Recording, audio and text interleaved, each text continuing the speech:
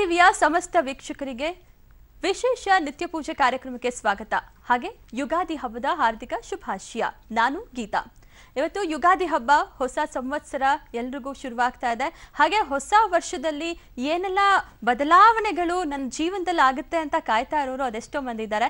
ಯಾಕಂದ್ರೆ ದ್ವಾದಶ ರಾಶಿಗಳ ಒಂದು ಪ್ರಭಾವ ರಾಶಿಗಳ ಮೇಲೆ ಹೇಗಿದೆ, ಈ ವರ್ಷನಾದ್ರೂ ಏನಾದ್ರೂ ಏಳಿಗೆ ಇರುತ್ತಾ, ಏನಾದ್ರೂ ತೊಂದರೆ ಇರುತ್ತಾ, ಸಂಕಷ್ಟಕ್ಕೆ ಸಿಲುಕ್ತಿನ, ಹೇಗಿದ್ಯಪ್ಪ ನನ್ನ ರಾಶಿ ಈ ವರ್ಷ ಅನ್ನುವಂತಹ ಯೋಚನೆಗಳು ಎಲ್ಲರಲ್ಲೂ ಕಾಡ್ತಾ ಇರುತ್ತೆ. ಸೊ ಇವತ್ತಿನ ನಿತ್ಯ ಪೂಜೆ ಕಾರ್ಯಕ್ರಮದಲ್ಲಿ ಅದಕ್ಕೆಲ್ಲ ಒಂದು ರೀತಿ ಪರಿಹಾರ ಹಾಗೆ ಉತ್ತರವನ್ನ ನೀಡೋದಕ್ಕೆ ನಮ್ಮ ಜೊತೆ ಡಾಕ್ಟರ್ ಶ್ರೀ ಕಮಲಾಕರ್ ಭಟ್ ಗುರುಜಿ ಅವರು. ಬನ್ನಿ ಅವರನ್ನ ಕಾರ್ಯಕ್ರಮಕ್ಕೆ ಸ್ವಾಗತ ಮಾಡೋಣ.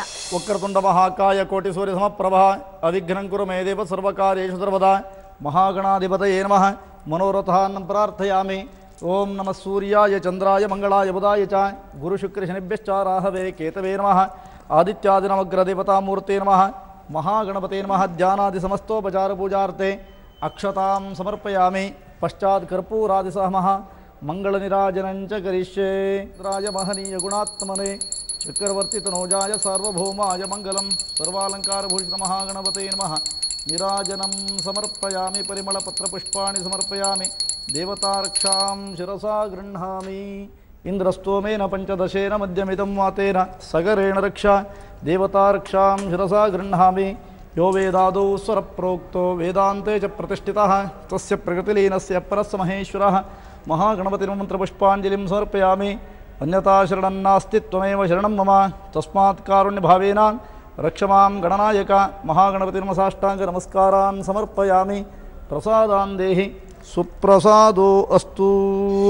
ಶಾರದಾ ಶಾರದಾಂಬೋಜ ವದನಾ ವದನಾಂಬುಜೆ ಸರ್ವದಾ ಸರ್ವದಾಸ್ಮಾಕಂ ಸನ್ನಿಧಿಂ ಕ್ರಿಯಾತ್. ನಮಾಮಿ ಶಂಕರಾಚಾರ್ಯಂ ಸರ್ವಲೋಕೈಕಪೂಜಿತಂ ಭಜೇಹಂ ಭಾರತೀ ತೀರ್ಥಂ ಶಾರದಾ ಪೀಠ ಸದ್ಗುರುಂ. ಪಬ್ಲಿಕ್ ಟಿವಿಯ ಸಮಸ್ತ ವೀಕ್ಷಕ ಬಂಧುಗಳು ಕೂಡ ಹಾರ್ದಿಕವಾದಂತಹ ಸುಸ್ವಾಗತವನ್ನು ಕೋರುತ್ತಾ ಹಬ್ಬದ ಶುಭಾಶಯಗಳನ್ನು ನಿಮಗೆ ಅರ್ಪಿಸ್ತೇನೆ. ಹಾಗಿದ್ರೆ ಇಲ್ಲಿಯ ತನಕ ಅನೇಕ ರೀತಿಯಾದಂತಹ ಸಮಸ್ಯೆಗಳನ್ನು ಎದುರಿಸಿ ಸಾಕಪ್ಪ ಈ ಉತ್ಸರ ಎನ್ನುವಂಥ ದೃಷ್ಟಿನಲ್ಲಿ ಅನೇಕರ ಆಲೋಚನೆಯನ್ನು ಮಾಡ್ತಿದ್ರಿ. ಖಂಡಿತ ಹೋದಂಥ ದಿನಗಳು ಹೋಗಲಿ, ಬರುವಂಥ ದಿನ ಶುಭವನ್ನು ಕೊಡಲಿ. ಆ ಕಾರಣಕ್ಕಾಗಿ ಅಲ್ವೇ ಕವಿಯ ವಾಣಿ, ಯುಗ ಯುಗಾದಿ ಕಳೆದರೂ ಯುಗಾದಿ ಮರಳಿ ಬರುತ್ತಿದೆ. ಹೊಸ ವರುಷಕ್ಕೆ ಹೊಸ ಹರುಷವ ಹೊಸತು ತರುತ್ತಿದೆ. ಹೊಂಗೆ ಹೂವ ತಂಗಲಲ್ಲಿ ಪ್ರಂಗದ ಸಂಗೀತ ಕೇಳಿ ಮತ್ತೆ ಕೇಳಿ ಬರುತ್ತಿದೆ ಎನ್ನುವುದಾಗಿ ಕುವೆಂಪು ಆ ಕಾಲದಲ್ಲಿ ನುಡಿದಿದ್ದಾರೆ. ಹಾಗಿದ್ರೆ ನಿಮ್ಮ ಕುತೂಹಲ ಕೂಡ ರಾಶಿ ಫಲಗಳೇನು ಹೇಳಬಹುದು? ಆದಾಯ ಈ ವರ್ಷ ಜಾಸ್ತಿನಾ, ಕಮ್ಮಿ ಆಗ್ಬಿಡುತ್ತಾ, ಅಥವಾ ನನ್ನ ಆರೋಗ್ಯ ಎಷ್ಟಿರುತ್ತೆ, ಅನಾರೋಗ್ಯಗಳೇನು, ರಾಜನ ಕೋಪವ ರಾಜನ ಪ್ರೀತಿಯ, ಅನೇಕ ರೀತಿಯಂಥ ಆಲೋಚನೆಗಳನ್ನು ನೀವು ಮಾಡುವಂಥದ್ದು ಸಹಜ. ಹಾಗಾದರೆ ಇವತ್ತಿನ ಪಂಚಾಂಗ ಶ್ರವಣವನ್ನು ನಾವು ಖಂಡಿತ ನಿಮಗೆ ತಿಳಿಸ್ಕೊಡ್ತೀನಿ. ಯಾವ ರಾಶಿಯವರ ಫಲಗಳೇ ಹೇಗಿರುತ್ತೆ, ಯಾವ ರಾಶಿಯವರಿಗೆ ಲಾಭ. ಮೊದಲನೇದಾಗಿ ಗಣಪತಿಯ ಪ್ರಾರ್ಥನೆಯನ್ನು ಗೈದಾಗಿದೆ. ಇನ್ನು ನಿಮ್ಮ ಎಲ್ಲ ವಿಚಾರಗಳ ಕುರಿತಾದಂತಹ ಸುವಿವರವಾದಂತಹ ವಿವರಣೆಯನ್ನು ತಿಳಿಯುವಂತಹ ಪ್ರಯತ್ನವನ್ನು ಇವತ್ತಿನ ಸಂಚಿಕೆಯಲ್ಲಿ ನಾವು ಮುಂದುವರಿಸೋಣ. ಯುಗಾದಿ ಹಬ್ಬ ಅಂತ ಹೇಳಿದ್ರೆ ಎಲ್ಲರೂ ಬೇವು ಬೆಲ್ಲವನ್ನ ತಿಂದು ಆಚರಣೆ ಮಾಡ್ತೀವಿ. ಅದಕ್ಕಿಂತ ಮುಖ್ಯವಾಗಿ ಎಣ್ಣೆ ಸ್ನಾನ, ವಿಶೇಷವಾದ ಒಂದು ಆಚರಣೆಯನ್ನ ಇವತ್ತಿನ ಹಬ್ಬದ ದಿನ ನಾವು ಮಾಡ್ತೀವಿ. ಸೊ ಬೇವು ಬೆಲ್ಲದ ವಿಶೇಷ ಹಾಗೆ ಎಣ್ಣೆ ಸ್ನಾನದ ವಿಶೇಷವನ್ನ ವೀಕ್ಷಕರಿಗೆ ತಿಳಿಸಿ. ಯಾವುದೇ ಒಂದು ಆಚರಣೆಗಳ ಹಿಂದೆ ಅದರದ್ದೇ ಆದಂತಹ ಮಹತ್ವ ಇರುತ್ತೆ. ಆ ಮಹತ್ವಗಳನ್ನು ಅರ್ಥಕೊಂಡಾಗ ಶ್ರದ್ಧೆ ಹೆಚ್ಚಾಗುತ್ತೆ, ನಮ್ಮ ಜೀವನ ಕೂಡ ಮಂಗಲಕರವಾಗಿರುತ್ತೆ. ಹಾಗಿದ್ರೆ ಈ ಯುಗಾದಿ ಹಬ್ಬವನ್ನು ಕೇವಲ ಮನುಷ್ಯರಾದಂಥ ನಾವುಗಳು ಮಾತ್ರ ಆರಾಧಿಸ್ತೀವಾ ಅಥವಾ ಆಚರಣೆ ಮಾಡ್ತೀವಾ ಅಂತ ಕೇಳಿದರೆ ಖಂಡಿತ ಅಲ್ಲ. ಹಸಿರು ಸೀರೆಯನ್ನುಟ್ಟಂತಹ ಭೂತಾಯಿ ತನ್ನ ಮಡಿಲಲ್ಲಿ ತನ್ನ ಹಳೆಯದಾದಂಥ ಎಲೆಗಳನ್ನು ಉದುರಿಸುತ್ತವೆ ವೃಕ್ಷಗಳು. ಪಿಂಗ ವಿಶೇಷವಾಗಿರತಕ್ಕಂಥ ನಾದಮಯವಾದಂತಹ ಸಂಗೀತವನ್ನು ಹಾಡುತ್ತವೆ ಕೋಗಿಲೆಗಳು. ಹಾಗಾದರೆ ನಾಮ ಫಲಗಳನ್ನು ಬಿಡುತ್ತವೆ ವಸಂತ ಮಾಸದ ಎಲ್ಲ ಫಲವೃಕ್ಷಗಳು. ಹಾಗಿರುವಾಗ ನಾವು ಕೂಡ ಬಯಸೋದಿಷ್ಟೇ, ಕಳೆದಂಥ ದಿನಗಳಲ್ಲಿ ಕಳೆದಂಥ ಕಷ್ಟಗಳು ಬರಬಾರ್ದು ಅಂತಲ್ವಮ್ಮ. ಆ ಕಾರಣದಿಂದ ಅದ್ಭುತವಾದಂತಹ ವ್ಯವಸ್ಥೆಗಳನ್ನು ನಮ್ಮ ಹಿರಿಯರು ತಂದಿಟ್ಟರು. ವರ್ತಮಾನ ಚೈತ್ರಕಾಲ, ಚೈತ್ರ ಮಾಸ ಅಂತ ಕರಿತೇವೆ. ಆ ಚೈತ್ರ ಮಾಸದಲ್ಲಿ ಅಧಿಕವಾದಂತಹ ಬಿಸಿಲಿನ ತಾಪ ನಮ್ಮನ್ನು ಕಾಡುತ್ತೆ ಅಲ್ವೇ? ಹಾಗಿರುವಾಗ ನಾವು ಹೊರಗಡೆ ಹೋಗಬೇಕು ಅಂತಾದರೆ ಛತ್ರಿಗಳನ್ನು ಬಳಸ್ತೀವಿ, ಅಥವಾ ಬೇರೆ ಬೇರೆ ರೀತಿಯಂತಹ ಯಾವುದೇ ರೀತಿಯಂಥ ಉಷ್ಣಾಂಶಗಳು ನಮ್ಮ ಶರೀರಕ್ಕೆ ಬಾಧಿಸಬಾರದು ಎನ್ನುವಂಥ ದೃಷ್ಟಿಯಿಂದ ಎಣ್ಣೆ ಸ್ನಾನವನ್ನು ಮಾಡಬೇಕು ಅಂತ ಶಾಸ್ತ್ರಕಾರ ನಿಯಮವನ್ನು ಮಾಡಿದರು. ತೈಲಾಭ್ಯಂಜನ ಸ್ನಾನಾದಿಗಳನ್ನು ಮಾಡುವಂಥದ್ದು ದೇಹದ ಉಷ್ಣತ್ವವನ್ನು ಕಡಿಮೆ ಮಾಡುತ್ತೆ. ತಿಲ ತೈಲ ಅಂದರೆ ಎಳ್ಳೆಣ್ಣೆ ಅಂತ ಅರ್ಥ. ಎಳ್ಳೆಣ್ಣೆಯನ್ನೇ ಹಾಕಿಕೊಂಡು ಸ್ನಾನ ಮಾಡಬೇಕು ಅಂತ. ಧಾರ್ಮಿಕ ಹಿನ್ನೆಲೆ ಏನು ಅಂತ ಯೋಚಿಸ್ತಿದ್ದೀರಲ್ವಾ? ಹೇಳ್ತೀನಿ, ಕೇಳಿಸ್ಕೊಳ್ಳಿ. ಯಾವುದೇ ಕಾರಣಕ್ಕೂ ಅಷ್ಟೇ ಧಾರ್ಮಿಕ ತಿಲಾ ಕಾಶ್ಯಪ ಸಂಭೂತಾಹ ತಿಲಾ ಪಾಪಹರ ಶುಭಾಹ ಅಂತ ಹೇಳಿದರು. ತಿಲ ಅಂದರೆ ತೈಲವನ್ನು ಉತ್ಪತ್ತಿ ಮಾಡುವಂತಹ ತಿಲ ತೈಲವನ್ನು ಲೇಪಿಸಿಕೊಂಡಾಗ ನಾವು ಮಾಡಿದಂತಹ ಪಾಪಗಳು ನಮ್ಮಿಂದ ದೂರ ಆಗುತ್ತೆ. ಆ ಕಾರಣಕ್ಕಾಗಿ ಅಭ್ಯಂಜನ ಸ್ನಾನಾದಿಗಳನ್ನು ಮಾಡಬೇಕು ಎನ್ನುವಂಥದ್ದು ಹಿರಿಯರಾಡಿದಂಥ ಮಾತು. ತದನಂತರದಲ್ಲಿ ಹಿರಿಯರಿಗೆ ನಮಸ್ಕಾರವನ್ನು ಮಾಡುವಂಥದ್ದು. ಈ ದಿನ ಮಾತ್ರ ಅಪ್ಪ ಅಮ್ಮನಿಗೆ ನಮಸ್ಕಾರ ಮಾಡಿ ಉಳಿದಂಥ ದಿನ ಅವರಿಗೆ ಹಿಂಸಿಸೋದಲ್ಲ. ಅವರ ಮಾರ್ಗದರ್ಶನ ಬಹಳ ಮುಖ್ಯವಾದ್ದು. ಅವರ ಮಾರ್ಗದರ್ಶನವನ್ನು ಪಡ್ಕೊಳ್ತಾ ಜೀವನವನ್ನು ಸಾರ್ಥಕಗೊಳಿಸ್ಕೋಬೇಕು ಎನ್ನುವಂಥದ್ದು ಕೂಡ ಅಪ್ಪಟವಾದಂಥ ಸತ್ಯ. ಯಾಕಾಗಿ ನಾವು ನಿಂಬಕ ದಳವನ್ನು ನಾವು ಭಕ್ಷಣೆ ಮಾಡಬೇಕು ಅಂದರೆ ಆ ಇರುವಂತಹ ಯಾವ ಕಹಿಯಾದಂಥ ವ್ಯವಸ್ಥೆಗಳ ಜೊತೆಗೆ ಸಿಹಿ ಮಿಶ್ರಿತವಾದಂತಹ ಬೇವನ್ನು ಸವಿಬೇಕು ಅಂದರೆ ಜೀವನವೇ ಹಾಗೆ. ಕಾರಣ ಕಷ್ಟ ಸುಖ ಎನ್ನುವಂಥದ್ದು ಒಂದು ನಾಣ್ಯದ ಎರಡು ಮುಖಗಳಿದ್ದ ಹಾಗೆ. ಕಷ್ಟ ಬಂದಾಗ ಕುಗ್ಬೇಡ, ಸುಖ ಬಂದಾಗ ಹಿಗ್ಬೇಡ ಎನ್ನುವಂತಹ ದೃಷ್ಟಿಯಿಂದ ಒಂದು ಶ್ಲೋಕವನ್ನು ಹೇಳ್ತೀರಿ.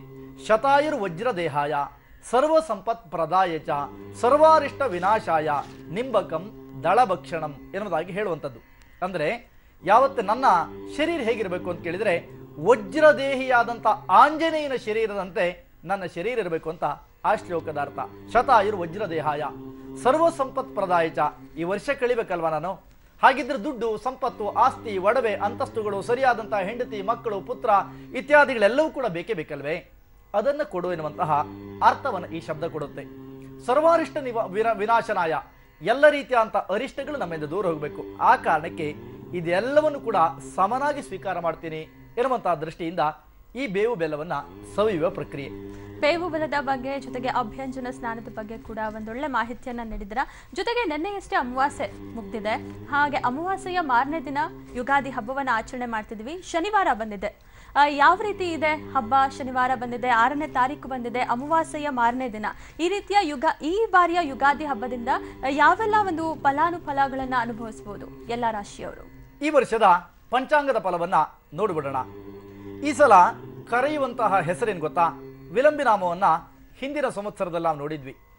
ವಿಕಾರಿ ನಾಮ ಸಂವತ್ಸರದ ಚೈತ್ರ ಮಾಸದ ಶುಕ್ಲ ಪಕ್ಷದ ಪ್ರತಿಪದೆಯ ಶುಭತಿಥಿ ಇವತ್ತು.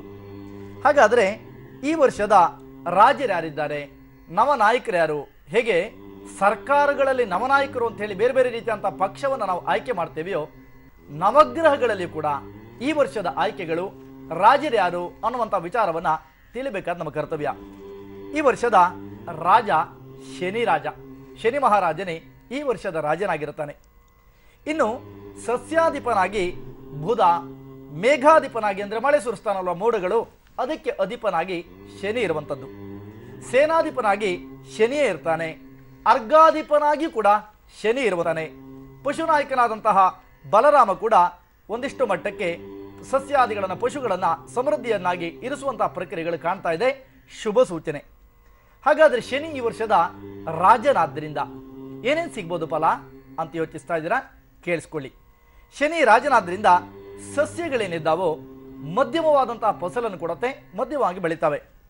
ಹಾಗೆ ಮಳೆಯು ವಿಚಿತ್ರವಾಗಿರುತ್ತೆ. ಒಂದೇ ಥರದ ಮಳೆ ಈ ಬಾರಿ ಬಾಧಿಸಲಿಕ್ಕೆ ಸಾಧ್ಯ ಇಲ್ಲ ಎನ್ನುವುದನ್ನು ಅರ್ಥಕೋಬೇಕು. ಹೈನು ಮತ್ತು ಚಿಲ್ಲರೆ ಧಾನ್ಯಗಳು ಚೆನ್ನಾಗಿ ಈ ಸಲ ಫಸಲನ್ನು ಕೊಡುತ್ತೆ. ಅದರಿಂದ ಲಾಭಾಂಶಗಳನ್ನು ಕೂಡ ಗಳಿಸಲಿಕ್ಕೆ ಸಾಧ್ಯ ಆಗಿರುತ್ತೆ. ಇನ್ನು ಈ ವರ್ಷದ ಮಂತ್ರಿತ್ವದ ಫಲ. ರವಿ ಈ ವರ್ಷದ ಮಂತ್ರಿ ಆದ್ದರಿಂದ ರಾಜರುಗಳಲ್ಲಿ ಅನ್ಯೋನ್ಯ ವೈರತ್ವ ಜಾಸ್ತಿ ಆಗುತ್ತೆ. ಗೊತ್ತಿಲ್ಲ ನಮಗೆ ಯಾವ್ಯಾವ ದೇಶಗಳು ವೈರತ್ವವನ್ನು ಕಟ್ಟಿಕೊಳ್ತಾಳವೋ ಅನ್ನೋದು ಕೂಡ ಬಹಳಷ್ಟು ಮುಖ್ಯ. ವೈರತ್ವದ ಫಲವನ್ನು ರವಿಯ ಫಲದಿಂದ ನೋಡ್ಬೋದು ನಾವು. ಇನ್ನು ಶನಿ ಸೇನಾಧಿಪತಿತ್ವನ ಆದ್ದರಿಂದ ಶೌರ್ಯಕ್ಕೆ ಮತ್ತೊಂದು ಹೆಸರನ್ನ ಶನಿ ಅಂತ ಕರಿತೀವಿ. ಆದ್ದರಿಂದ ಬಹಳಷ್ಟು ಪ್ರಮಾಣದಲ್ಲಿ ಶನಿಯ ಪ್ರಭಾವದಿಂದ ಬೇರೆ ಬೇರೆ ರೀತಿಯಾದಂತಹ ರಾಜರುಗಳು ಯುದ್ಧ ಸನ್ನದ್ಧರಾಗುವಂತಹ ಸಾಧ್ಯತೆಗಳು ಕೂಡ ಕಾಣುತ್ತೆ. ಬುಧ ಸಸ್ಯಾಧಿಪತಿ ಆದ್ದರಿಂದ ಮಳೆ ಬೆಳೆಗಳು ಬಹಳ ಕಡಿಮೆ, ಮೋಡಗಳಿಗೆ ಗಾಳಿ ಬಡಿತ ಹೆಚ್ಚಾಗತ್ತೆ, ಹೆಚ್ಚು ಜನರಿಗೆ ಭಯ ಇರುತ್ತೆ. ಇನ್ನು ಚಂದ್ರ ಧಾನ್ಯಾಧಿಪತಿತ್ವನಾಗಿರ್ತಕ್ಕಂತಹ ಚಂದ್ರನಿಂದ ಧಾನ್ಯಗಳು ಸಮೃದ್ಧವಾದಂತಹ ವ್ಯವಸ್ಥೆಗಳಲ್ಲಿ ಇರ್ತವೆ, ಗೋವುಗಳು ಹೆಚ್ಚಾಗಿ ಹಾಲು ಕೊಡುತ್ತೆ, ಜನರು ಆರೋಗ್ಯವಂತರಾಗಿರುತ್ತಾರೆ, ಮಳೆ ಚೆನ್ನಾಗಿ ಸುಭಿಕ್ಷವನ್ನು ಉಂಟು ಮಾಡುತ್ತೆ. ಇನ್ನು ಬೇರೆ ಬೇರೆ ರೀತಿಯಾದಂತಹ ವ್ಯವಸ್ಥೆಗಳು ನೋಡಿದಾಗ ಈ ಸಲ ಪಶುನಾಯಕನಾದಂತಹ ಯಾರು ವಿಶೇಷವಾಗಿರತಕ್ಕಂತಹ ಪಶುನಾಯಕ ಕೃಷ್ಣನ ಸಹೋದರನ ಅಂತ ಬಲರಾಮ ಮತ್ತು ಕೃಷ್ಣರು ಹೈನುಗಾರಿಕೆಯಲ್ಲಿ ಎತ್ತಿದವರಲ್ವೇ. ಆದ್ದರಿಂದ ಪಶುಗಳು ವಿಶೇಷವಾದಂತಹ ಆದಾಯಾದಿಗಳನ್ನು ಜನರಿಗೆ ಯಾರ್ಯಾರು ಸಾಕಣೆಯನ್ನು ಮಾಡ್ತಾರೋ ಅಂಥವರಿಗೆ ಕೊಡುತ್ತೆ. ಆದಾಯ ವ್ಯಯ ಎಷ್ಟಿರುತ್ತೆ ಎನ್ನುವಂಥ ಆಲೋಚನೆ ಕೂಡ ನಿಮ್ಮದಲ್ವೇ. ಎಲ್ಲ ರಾಶಿಯವರು ಕೂಡ ಕಿವಿಗೊಟ್ಟು ಕೇಳ್ತಾ ಬನ್ನಿ, ಹೇಳ್ತಾ ಹೋಗ್ತೀನಿ. ಮೇಷ ಮತ್ತು ವೃಶ್ಚಿಕರವರಿಗೆ ಬಹಳ ಚೆನ್ನಾಗಿದೆ ಈ ವರ್ಷ. ಎಷ್ಟು ಆದಾಯ ಅಂತೀರೇನು? 14 ಆದಾಯವನ್ನು ಮಾಡಿದರೆ 14 ವ್ಯಯವಾಗುವಂಥ ಲಕ್ಷಣಗಳಿದೆ. ಜಾಗೃತರಾಗಿರಬೇಕು ಎನ್ನುವಂಥ ಅರ್ಥ. 1 ಪ್ರಮಾಣದಲ್ಲಿ ಆರೋಗ್ಯ ಇದ್ದರೆ 6 ಪ್ರಮಾಣದಲ್ಲಿ ಅನಾರೋಗ್ಯ ಬಾಧಿಸುವಂಥ ಲಕ್ಷಣಗಳಿದೆ. ಇನ್ನು 5 ರಾಜನ ಪೂಜೆಗೆ ಒಳಗಾದರೆ 6 ರಾಜಕೋಪ, 3 ಸುಖ, 3 ದುಃಖ ಸಮ ಪ್ರಮಾಣದಲ್ಲಿ ಇರುತ್ತೆ ಎನ್ನುವುದು ನಿಮ್ಮ ಈ ವರ್ಷದ ಆದಾಯ ಮತ್ತು ವ್ಯಯ ಅಥವಾ ಬಡ್ಜೆಟ್ ಅಂತ ಚಿಂತಿಸಬಹುದು. ವೃಷಭ ಮತ್ತು ತುಲಾ ರಾಶಿಯವರಿಗೆ 8 ಆದಾಯ 8 ವ್ಯಯ. ಹಾಗೆ ಆರೋಗ್ಯ ಬಹಳ ಕಡಿಮೆ ಇರುತ್ತೆ, ಅನಾರೋಗ್ಯವೇ ಹೆಚ್ಚಾಗಿರುತ್ತೆ. ಅಂದರೆ 4 ಪ್ರಮಾಣದಲ್ಲಿ ಅನಾರೋಗ್ಯ ಅಂತ ಚಿಂತಿಸಬಹುದು. 2 ರಾಜಕೋಪ, 6 ರಾಜನ ಸುಖಕ್ಕೆ 5 ರಾಜನ ಸುಖಕ್ಕೆ ಪಾತ್ರವಾಗ್ತೀವಿ. 6 ಸುಖ, 3 ದುಃಖಕ್ಕೆ ಪಾತ್ರವಾಗುವಂಥ ಲಕ್ಷಣ. ಇನ್ನು ಮಿಥುನ ಮತ್ತು ಕನ್ಯಾ ರಾಶಿಯವರ ಫಲಗಳು ಹೇಗಿರುತ್ತೆ ಗೊತ್ತಾ? ಈ ರೀತಿಯಾಗಿದೆ. 11 ಆದಾಯ 5 ವ್ಯಯ. ಆದಾಯ ಜಾಸ್ತಿ ಇರುತ್ತೆ, ಖರ್ಚು ಕಡಿಮೆ ಇರುತ್ತೆ. ಇನ್ನು ಅನಾರೋಗ್ಯ 4 ಇದ್ದರೆ ಆರೋಗ್ಯವು ಕೂಡ 1 ಪ್ರಮಾಣದಲ್ಲಿ ಸಮಾಧಾನವನ್ನು ಕೊಡುವಂಥ ಸ್ಥಿತಿಮಾನಗಳು. 4 ರಾಜಪೂಜೆ, 2 ರಾಜಕೋಪ, 6 ಸುಖ, 3 ದುಃಖ. ಕರ್ಕಾಟಕ ರಾಶಿಯವರ ಸ್ಥಿತಿ ಹೀಗಿದೆ. 11ಕ್ಕೆ 11 ಆದಾಯ, 11 ವ್ಯಯ. 4 ಆರೋಗ್ಯ, 4 ಅನಾರೋಗ್ಯ, 2 ಸುಖ, 2 ದುಃಖ. ಈ ರೀತಿಯಾದಂಥ ಫಲಗಳನ್ನು ನೀವು ನೋಡ್ಬೋದು. ಸಿಂಹರಾಶಿಯವರಿಗೆ 8 ಆದಾಯ ಆದರೆ 14 ಖರ್ಚು ಜಾಸ್ತಿ ಇದೆ. ಆರೋಗ್ಯ 2, ಅನಾರೋಗ್ಯ 3. ರಾಜಪೂಜೆ 5, ರಾಜನ ಕೋಪ 6, ಸುಖ ದುಃಖ ಸಮ ಪ್ರಮಾಣ ಅಂದರೆ 3 ಪ್ರಮಾಣದಲ್ಲಿ ನೋಡೋಕ್ಕಾಗತ್ತೆ. ಧನಸ್ಸು ಮತ್ತು ಮೀನರಾಶಿಯವರಿಗೆ 2 ಆದಾಯ, ಖರ್ಚೇ ಜಾಸ್ತಿ 8 ಖರ್ಚು. 6 ಆರೋಗ್ಯ, 4 ಅನಾರೋಗ್ಯ, 4 ರಾಜನ ಕೋಪ, 4 ರಾಜನ ಒಂದಿಷ್ಟು ಮಟ್ಟದ ಸುಖ. ಹಾಗೆ 6 ಸುಖ, 3 ದುಃಖಕ್ಕೆ ಪಾತ್ರ ಆಗ್ತೀರಿ. ಮಕರ ಮತ್ತು ಕುಂಭರಾಶಿಯವರ ಈ ವರ್ಷದ ಫಲಾಫಲ ಆದಾಯವೇ ಈ ರೀತಿಯಾಗಿದೆ. 5 ಆದಾಯ, 2 ವ್ಯಯ ಅಂದರೆ ಆದಾಯವೇ ಜಾಸ್ತಿ ಇದೆ. ಆರೋಗ್ಯ ಏನೂ ಇರಲ್ಲ, ಅನಾರೋಗ್ಯಕ್ಕೆ 2 ಬಾರಿ ಅಥವಾ 2 ಪ್ರಮಾಣದಲ್ಲಿ ತುತ್ತಾಗ್ತೀರಿ ಎನ್ನುವಂಥ ಅರ್ಥ. 1 ರಾಜನ ಪೂಜೆ, 2 ರಾಜನ ಕೋಪ, 6 ಸುಖ, 3 ದುಃಖ ಅಂತ ಚಿತ್ರಣವನ್ನು ಮಾಡ್ಬೋದು.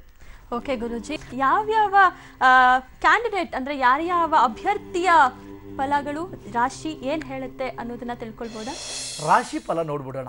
ಯಾವ್ಯಾವ ರಾಶಿಯವರು ಏನೇನಿದ್ದೀರೋ ನೀವು ತೀರ್ಮಾನ ಮಾಡ್ಕೊಳ್ಳಿ, ನಾನ್ಯಾಕೆ ಹೇಳಿ ಅಲ್ವೇ.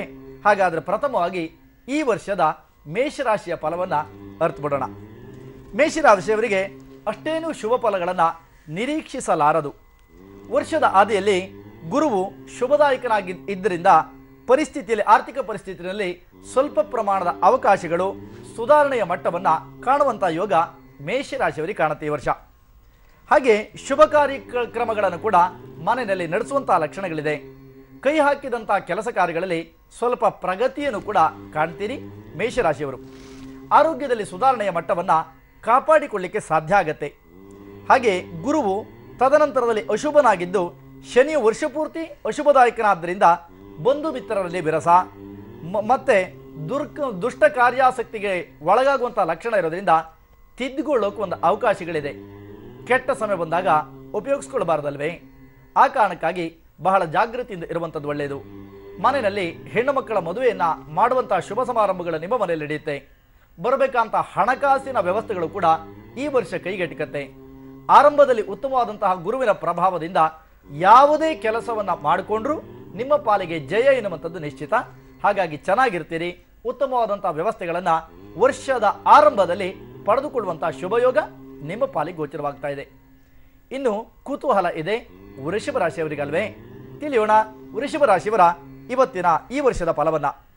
ಈ ವರ್ಷ ಶುಭಾಶುಭ ಫಲಗಳನ್ನು ಸಮ್ಮಿಶ್ರವಾದಂಥ ಸರ್ಕಾರ ಹೇಗೆ ನಡೆಯುತ್ತೋ ಅದರಂತೆ ಇರುತ್ತೆ. ಅಂದರೆ ಶುಭವೂ ಇದೆ ಅಶುಭವೂ ಇದೆ ಎನ್ನುವಂಥ ಮಾತನ್ನು ಈ ವರ್ಷ ನೀವು ಕಾಣ್ಬೋದು. ಯಾರು?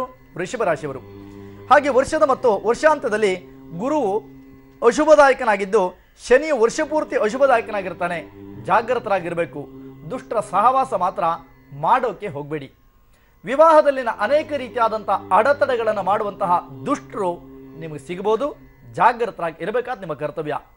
ಹೂಡಿಕೆಗೆ ಆರಂಭಿಕವಾದಂಥ ದಿನಮಾನಗಳಲ್ಲಿ ವೃಷಭ ರಾಶಿಯವರಿಗೆ ಒಳ್ಳೆಯ ದಿನ ಅಲ್ಲ. ಅನೇಕ ಥರದ ಸಮಸ್ಯೆಗಳನ್ನು ಕೂಡ ಕಾಣಬಹುದಾದ ಲಕ್ಷಣ ನಿಮ್ಮ ಪಾಲಿಗೆ ಗೋಚರವಾಗ್ತಾ ಇದೆ. ಜಾಗೃತರಾಗಿ ಇರುವಂಥದ್ದು ಲೇಸು. ಈ ವರ್ಷ ಗಣಪತಿಯನ್ನು ಹೆಚ್ಚಾಗಿ ಆರಾಧನೆ ಮಾಡ್ತಾ ಬರೋದ್ರಿಂದ ವಿಘ್ನಗಳ ನಾಶಗಳನ್ನು ಮಾಡ್ಕೋತೀರಿ. ಶುಭ ಫಲಗಳು ನಿಮ್ಮ ಪಾಲಿಗೆ ಪ್ರಾಪ್ತವಾಗ್ತವೆ. ಇನ್ನು ರಾಶಿ ಮಿಥುನ. ಈ ಮಿಥುನ ರಾಶಿಯವರ ಈ ವರ್ಷದ ಫಲವನ್ನು ಅರಿತಾಗ ಆರೋಗ್ಯ, ವರ್ಷದ ಆದಿಯಲ್ಲಿ ಆರೋಗ್ಯ ಸುಧಾರಿಸುತ್ತೆ ನಿಮಗೆ. ಹಾಗೆಯೇ ಬಂಧು ಮಿತ್ರರ ಸಹಾಯ ಕೂಡ ದೊರಕುವಂಥ ಲಕ್ಷಣಗಳಿದೆ. ಮನಸ್ಸಿಗೆ ನೆಮ್ಮದಿ ಉಂಟಾಗತ್ತೆ. ಅನಂತರ ಗುರುವು ಅಶುಭದಾಯಕನಾಗಿದ್ದು ಶನಿ ವರ್ಷಪೂರ್ತಿ ಅಶುಭದಾಯಕನಾಗಿರೋದ್ರಿಂದ ಧನಹಾನಿ, ಪರಸ್ಥಳವಾಸ, ಹಣಕಾಸಿಗೆ ಸಂಬಂಧಪಟ್ಟಂತಹ ತೊಂದರೆಗಳು, ವ್ಯವಹಾರಗಳಲ್ಲಿ ವಿಘ್ನ ಮೊದಲಾದಂತಹ ಫಲಗಳನ್ನು ಪಡ್ಕೋತೀರಿ. ಮಿಥುನ ರಾಶಿಯವರು ಹೆಣ್ಣು ಮಕ್ಕಳ ಜೀವನದಲ್ಲಿ ಅತ್ಯುನ್ನತವಾದಂಥ ಸ್ಥಿತಿಮಾನವನ್ನು ಆರಂಭಿಕ ದಿನಮಾನಗಳಲ್ಲಿ ಪಡ್ಕೊಳ್ಳೋದ್ರಿಂದ ಎಲ್ಲ ಕಾರ್ಯದಲ್ಲೂ ಕೂಡ ನಿಮ್ಮ ಈ ವರ್ಷ ಅಮ್ಮನವರನ್ನು ಆರಾಧನೆ ಮಾಡಿಕೊಂಡ್ರೆ ಶುಭ ಫಲಗಳನ್ನು ಪಡ್ಕೋತೀರಿ. ಅದಕ್ಕಾಗಿ ಯಾವ ದಿನ ಯಾವ ಪೂಜೆ ಮಾಡಬೇಕು ಅನ್ನೋದನ್ನು ಪ್ರತಿದಿನ ಪಬ್ಲಿಕ್ ಟಿವಿ ನಿತ್ಯ ಪೂಜೆಯಲ್ಲಿ ನಾನು ಹೇಳ್ಕೊಡ್ತೀನಿ. ನೋಡ್ತಾ ಬಂದ್ಬಿಡಿ ನೀವು, ಖಂಡಿತ ನಾನು ಹೇಳ್ಕೊಡ್ತೀನಿ. ಇನ್ನು ಕರ್ಕಾಟಕ ರಾಶಿ ಹೇಗಿದೆ ಅಂತ ನೋಡೋಣಲ್ವೇ? ಕುತೂಹಲ ನಿಮಗೂ ಹೆಚ್ಚುತ್ತಾ ಇದೆ. ಹಾಗಿದ್ರೆ ಈ ವರ್ಷ ಹೆಚ್ಚು ಶುಭ ಫಲಗಳನ್ನು ನಿರೀಕ್ಷಿಸಬಹುದು ಅಂತ ಕಣ್ಣನ್ನು ಅಗಲಿಸ್ತಾ ಇದ್ದೀರಾ? ಸಂತೋಷ, ಚೆನ್ನಾಗಿರ್ತೀರಿ ನೀವು. ಹಾಗೆಯೇ ಈ ವರ್ಷ ಗುರು ಮತ್ತು ಶನಿಗಳು ಶುಭ ಸ್ಥಾನದಲ್ಲಿ ಇರೋದ್ರಿಂದ ನಿಮ್ಮ ಜಾತಕಕ್ಕೆ ಬಹಳ ಚೆನ್ನಾಗಿದ್ದಾರೆ, ಅನುಗ್ರಹಕಾರಕರಾಗಿದ್ದಾರೆ ಗುರು ಮತ್ತು ಶನಿ. ನಿಮಗೇನಾಗತ್ತೆ? ಆರೋಗ್ಯದ ಸುಧಾರಣೆ ಆಗುತ್ತೆ. ವಸ್ತ್ರಾಭರಣಗಳನ್ನು ಖರೀದಿ ಮಾಡ್ತೀರಿ. ಧರ್ಮದ ಆಸಕ್ತರಾಗಿರ್ತೀರಿ. ಬೇರೆಯವರಿಗೆ ಸಹಾಯವನ್ನು ಮಾಡ್ತೀರಿ. ಪರೋಪಕಾರದಿಂದಲೂ ಕೂಡ ಮನಸ್ಸಿಗೆ ಸಮಾಧಾನವನ್ನು ಕಂಡುಕೊಳ್ಳುವಂತಹ ಯೋಗ ಕರ್ಕಾಟಕ ರಾಶಿಯವರ ಮನೆಯಲ್ಲಿ ಕಾಣುತ್ತೆ. ಶುಭ ಕಾರ್ಯಗಳನ್ನು ನೆರವೇರಿಸಿದಂತಹ ಸಮಾಧಾನ. ಈ ವರ್ಷ ನೀವು ಶಿವನ ಉಪಾಸನಾದಿಗಳನ್ನು ಮಾಡೋದ್ರಿಂದ ಇಮ್ಮಡಿಯಾದ ಶುಭ ಫಲ ನಿಮ್ಮ ಜೀವನಕ್ಕೆ ಪ್ರಾಪ್ತವಾಗುತ್ತೆ. ಇನ್ನು ಸಿಂಹರಾಶಿ. ಸಿಂಹರಾಶಿಗೆ ಇಲ್ಲಿಯ ತನಕನೂ ಕೂಡ ಬಹಳಷ್ಟು ಪ್ರಮಾಣದಲ್ಲಿ ಸಮಸ್ಯೆಗಳನ್ನೇ ಎದುರಿಸಿದ್ದೀರಿ. ಕಾರಣ ವರ್ಷದ ಬಹುಪಾಲು ಗುರು ಮತ್ತು ಶನಿ ಅಶುಭರಾಗಿರೋದ್ರಿಂದ ಹೆಚ್ಚು ಶುಭ ಫಲಗಳನ್ನು ಈ ವರ್ಷ ಕೂಡ ನಿರೀಕ್ಷಿಸಲಿಕ್ಕೆ ಆಗಲ್ಲ. ಹೆಚ್ಚು ಕಾಲ ಗುರುವಿನ ಬದಲಾವಣೆಯ ನಂತರದಲ್ಲಿ ಶುಭ ಫಲಗಳನ್ನು ಪಡ್ಕೋಬಹುದು. ಹಾಗೆ ಅಡೆತಡೆಗಳನ್ನು ಕಾಣುವಂತಹ ನಿರೀಕ್ಷೆ ಉದ್ಯೋಗದಲ್ಲಿ. ಮಾನಸಿಕವಂತ ನೆಮ್ಮದಿಗೆ ಕುಂದಾಂಟು ಆಗುವಂತಹ ಲಕ್ಷಣಗಳು. ವ್ಯಾಪಾರ ವಹಿವಾಟುಗಳಲ್ಲಿ ಅಲ್ಪ ಪ್ರಗತಿ, ಸತ್ಕರ್ಮಾಸಕ್ತಿ ಮೊದಲಾದಂತಹ ಯೋಗಗಳು ಕಂಡುಬರುತ್ತೆ. ವರ್ಷದ ಕೊನೆ ಭಾಗದಲ್ಲಿ ಗುರುವಿನ ಆರಾಧನಾದಿಗಳನ್ನು ಹೆಚ್ಚಾಗಿ ಮಾಡ್ತಾ ಬರೋದ್ರಿಂದ, ಶಿವನ ಉಪಾಸನೆಯನ್ನು ಮಾಡೋದ್ರಿಂದ ಈ ವರ್ಷ ಆದಾಯವನ್ನು ಗಳಿಸಬಹುದು. ತದನಂತರದಲ್ಲಿ ಕನ್ಯಾರಾಶಿ ನೋಡೋಣಲ್ವೇ?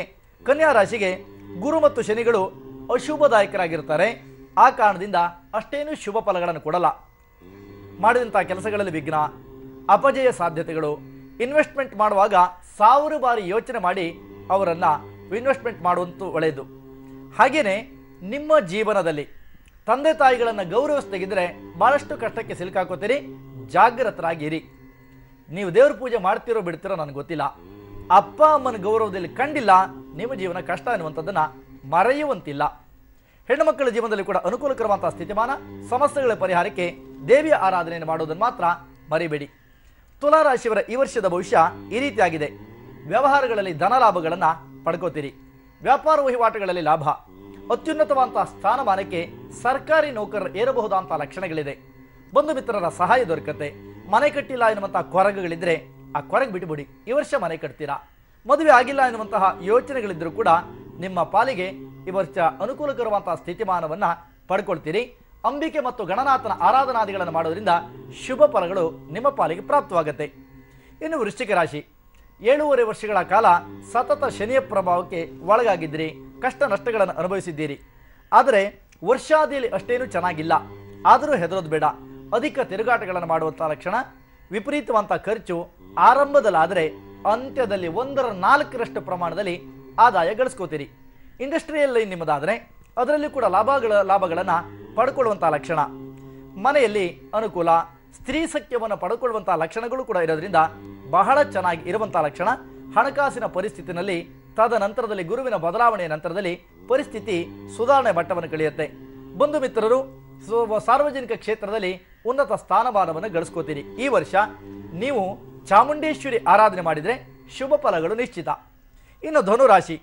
ಧನುರಾಶಿಯಲ್ಲಿ ಗುರು ಮತ್ತು ಶನಿ ಅಶುಭ ಸ್ಥಾನದಲ್ಲಿ ಇರೋದ್ರಿಂದ ಶುಭ ಫಲಗಳ ನಿರೀಕ್ಷೆ ಈ ವರ್ಷನೂ ಕಷ್ಟ ಅಂತ ಹೇಳ್ಬೋದು. ಇನ್ನು ಕೆಲಸ ಕಾರ್ಯಗಳಲ್ಲಿ ವಿಘ್ನ, ಏನೇನು ಮಾಡಕ್ಕೆ ಹೊರಡ್ತೀರೋ ಅದರಲ್ಲಿ ಅಪಜಯ ಸಾಧ್ಯತೆ, ಮಾಡದಿರುವಂತಹ ಒಂದಿಷ್ಟು ಅಪಮಾನಗಳನ್ನು ತಪ್ಪು ಮಾಡದೇಗಿದ್ರೂ ಕೂಡ ಅಪಮಾನವನ್ನು ಎದುರಿಸಬೇಕಂತ ಸ್ಥಿತಿಮಾನ ಬರಬಹುದು. ಜಾಗೃತರಾಗಿ ಇರಬೇಕಾದ ನಿಮ್ಮ ಕರ್ತವ್ಯ. ಹನುಮನ ಆರಾಧನೆಯನ್ನ, ಈಶ್ವರನ ಪ್ರಾರ್ಥನೆಯನ್ನು ಮಾಡೋದ್ರಿಂದ ಶುಭ ಫಲಗಳನ್ನು ಪಡ್ಕೊಳ್ತೀರಿ. ವಿದ್ಯಾರ್ಥಿಗಳನ್ನು ಒಳಗೊಂಡಂತೆ ಚೆನ್ನಾಗಿರ್ತೀರಿ. ಹೇಳಿದ್ದನ್ನು ಸರಿಯಾಗಿ ಮಾಡ್ಕೊಳ್ಳಿ. ಇನ್ನು ಮಕರ ರಾಶಿಯವರ ಈ ವರ್ಷದ ಫಲಾನುಫಲ ಹೇಗಿದೆ ಅಂತ ನೋಡೋಣ. ವರ್ಷದ ಆದಿಯಲ್ಲಿ ಗುರು ಮತ್ತು ವರ್ಷಪೂರ್ತಿ ಶನಿಯು ಅಶುಭ ಸ್ಥಾನದಲ್ಲಿ ಇರುವುದರಿಂದ ಏಪ್ರಿಲ್ ನಂತರದಲ್ಲಿ ಶುಭ ಫಲಗಳನ್ನು ಕಾಣುವಂಥ ಯೋಗಗಳಿದೆ. ದಾಂಪತ್ಯದ ವಿರಸಗಳು ಕೂಡ ದೂರ ಆಗತ್ತೆ. ಸಂತಾನಾಪೇಕ್ಷಕತೆಯರಿಗೆ ಸಂತಾನದ ಭಾಗ್ಯಗಳು ಕೂಡ ದೊರಕುವಂಥ ಲಕ್ಷಣ ಈ ವರ್ಷದ ಆರಂಭದಿಂದ ಹಿಡಿದು ಅಂತ್ಯದ ಮಧ್ಯಭಾಗದಲ್ಲಿ ಲಭ್ಯ ಆಗತ್ತೆ. ಹೊಸದಾದಂಥ ಯೋಜನೆಗಳನ್ನು ರೂಪಿಸಬಹುದಂಥ ಸಾಧ್ಯತೆಗಳು ಕಂಡುಬರುತ್ತೆ. ಮನೆಯಲ್ಲಿ ನೆಮ್ಮದಿಯ ವಾತಾವರಣವನ್ನು ಕಾಣಲಿದ್ದೀರಿ. ಹಾಗೆಯೇ ಸ್ಥಿರಾಸ್ತಿಯನ್ನು ಖರೀದಿ ಮಾಡುವಂತಹ ದೆಸೆಯಲ್ಲಿ ಕೂಡ ಪ್ರಾಮಾಣಿಕ ಪ್ರಯತ್ನ ನಡೆಸಿದರೆ ಶುಭ ಫಲಗಳು ನಿಶ್ಚಿತವಾಗಿರುತ್ತೆ. ಆದರೆ ಇನ್ನೊಬ್ಬರಿಗಾಗಿ ಹಣವನ್ನು ವ್ಯಯ ಮಾಡುವಂತಹ ಸಾಧ್ಯತೆ, ವ್ರತ ಧನಹಾನಿಯಾಗುವಂತಹ ಲಕ್ಷಣಗಳು ಕೂಡ ಇರೋದ್ರಿಂದ ಅಂಬಿಕೆಯ ಆರಾಧನೆ, ಗಣಪತಿಯ ಪ್ರಾರ್ಥನೆ, ಇದರಿಂದ ಶುಭ ಫಲಗಳು ನಿಶ್ಚಿತ. ಭಗವಂತ ನಿಮ್ಮನ್ನು ಈ ವರ್ಷ ಚೆನ್ನಾಗಿಡ್ಲಿ ಅಂತ ಆಶಿಸ್ತೀನಿ. ಇನ್ನು ಕುಂಭರಾಶಿ, ವರ್ಷಾದಿಯಲ್ಲಿ ಶನಿಯು ಶುಭದಾಯಕನಾಗಿದ್ದು ವ್ಯಾಪಾರ ವಹಿವಾಟುಗಳಲ್ಲಿ ಲಾಭಗಳನ್ನು ಗಳಿಸ್ಕೋತೀರಾ. ಪುಣ್ಯಕ್ಷೇತ್ರಗಳನ್ನು ಹಿರಿಯರು ಸಂದರ್ಶನ ಮಾಡ್ತೀರಿ. ವಿದ್ಯಾರ್ಥಿಗಳ ಜೀವನದಲ್ಲಿ ಅನುಕೂಲವನ್ನು ಕಾಣುವಂಥ ಯೋಗ, ವಿದೇಶ ಯಾನವನ್ನು ಗೈಬೇಕೆನ್ನುವಂತಹ ಹಲವು ದಿನಗಳ ಕನಸು ನನಸಾಗಬಹುದಂತಹ ಸಾಧ್ಯತೆಗಳಿದೆ. ಮಿತ್ರರೊಡನೆ ಕೊನೆಯ ಭಾಗದಲ್ಲಿ ಒಂದಿಷ್ಟು ವಿರೋಧಗಳು ಉಂಟಾಗಬಹುದು. ಜಾಗೃತರಾಗಿ ಇದ್ರಾಯ್ತಷ್ಟೇ. ಶಿವನ ಉಪಾಸನೆಯಿಂದ ಕಷ್ಟಗಳು ದೂರ ಆಗುತ್ತೆ, ಸುಖ ಜೀವನ ಪ್ರಾಪ್ತವಾಗುತ್ತೆ ಎನ್ನುವಂಥದ್ದನ್ನು ಅರ್ಥಕೋಬೇಕಾದ ನಮ್ಮ ಕರ್ತವ್ಯ. ಕೊನೆಯ ರಾಶಿ ಮೀನರಾಶಿ. ಮೀನರಾಶಿಯವರ ಈ ವರ್ಷದ ಫಲಾನುಫಲವನ್ನು ಅವಲೋಕನವನ್ನು ಮಾಡೋದ್ರಿಂದ ಶುಭ ಸ್ಥಾನದಲ್ಲಿ ಇರತಕ್ಕಂತಹ ಶನಿ ಮತ್ತು ಗುರುವು ಒಳ್ಳೆಯ ಫಲಗಳನ್ನು ಉಂಟು ಮಾಡ್ತಾರೆ. ಕಬ್ಬಿಣ, ತೈಲೋತ್ಪನ್ನದಂತಹ ವ್ಯಾಪಾರ ವಹಿವಾಟುಗಳಲ್ಲಿ ಲಾಭಗಳನ್ನು ಗಳಿಸಿಕೊಳ್ಳುವಂತಹ ಲಕ್ಷಣಗಳಿದೆ. ಮನೆಯಲ್ಲಿ ನೆಮ್ಮದಿಯನ್ನು ಕಾಣ್ತೀರಿ.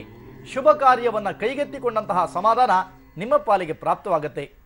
ಅನ್ಯರ ವಿಚಾರಕ್ಕೆ ಸಂಬಂಧಪಟ್ಟಂತೆ ತಲೆ ಹಾಕೋದು ಬೇಡ.